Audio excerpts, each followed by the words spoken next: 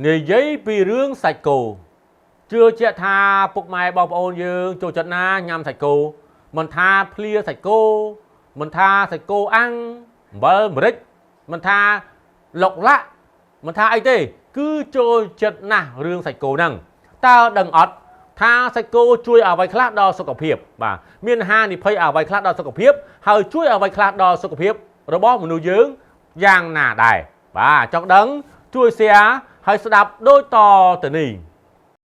ទស្សនិកជនទាំងអស់គ្នាជាទីមេត្រីសាច់គោគឺជាប្រភេទសាច់ក្រហមសម្បូរប្រូតេអ៊ីនដែលជាប្រភពនៃអាស៊ីតអាមីណេនិងសម្បូរទៅដោយសារជាតិដែកស័ង្កសីនិងវីតាមីនសំខាន់ដូចជាវីតាមីន A វីតាមីន B និងវីតាមីន D ដោយសារតែសាច់គោសម្បូរប្រូតេអ៊ីននិងសារធាតុបែបនេះហើយទើបបានជាវាផ្ដល់អត្ថប្រយោជន៍យ៉ាងខ្លាំងណាស់ដល់អ្នកទទួលទានដូចជាប្រភពនៃប្រូតេអ៊ីនហើយសាច់គោបានផ្ដល់នូវអាស៊ីតអាមីណេដល់រាងកាយដែលរាងកាយមិនអាចផលិតបានអាស៊ីតអាមីណេនេះដើរតួយ៉ាងសំខាន់ក្នុងការផលិតកោសិកាបង្កើនគុណភាពប្រព័ន្ធភាពស៊ាំប្រឆាំងជំងឺប្រូតេអ៊ីនជាសារធាតុដ៏សំខាន់ក្នុងការផលិតអង្គទីគ័រការពាររាងកាយយើង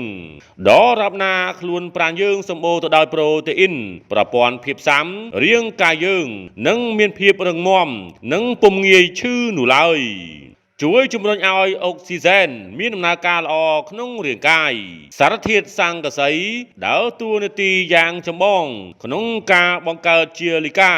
និងមេតាបូលីដើម្បីផលិតថាមពលដល់រាងកាយតាមរយៈការបំបែកខ្លាញ់និងសារធាតុមួយចំនួនទៀតសម្បូរសារធាតុដែកនិងស័ង្កសីជាដើមសាច់គោក្រហមក៏សម្បូរទៅដោយវីតាមីនសំខាន់ជាច្រើនដូចជាវីតាមីន A វីតាមីន B និងវីតាមីន D ជាដើមបង្កើនសមត្ថភាពខួរក្បាលនិងពង្រឹងការចងចាំវីតាមីន B12 និង B6 ក្នុងសាច់គោជួយប្រឆាំងជាតិគីមីផ្សេងដែលបង្កទៅជាម៉ូលីគុលក្នុងរាងកាយជួយកាត់បន្ថយការប្រឈមដែលនាំឲ្យខូចសរសៃប្រសាទនិងបង្កើនប្រព័ន្ធភាពស៊ាំ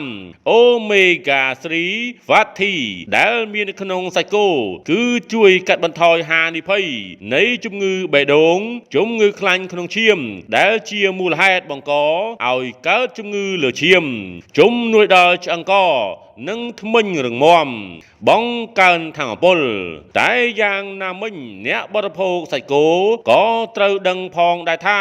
ការទទួលទានសាច់គោញឹកញាប់ពេកនិងសាច់ជាប់ឈាមគឺប្រឈមនឹងបញ្ហាសុខភាពជាពិសេសសុខភាពបេះដូងតែម្ដងខ្ញុំបាទសូមណែនាំពីផលប៉ះពាល់នៃការហូបសាច់គោញឹកញាប់ដូចតទៅនេះ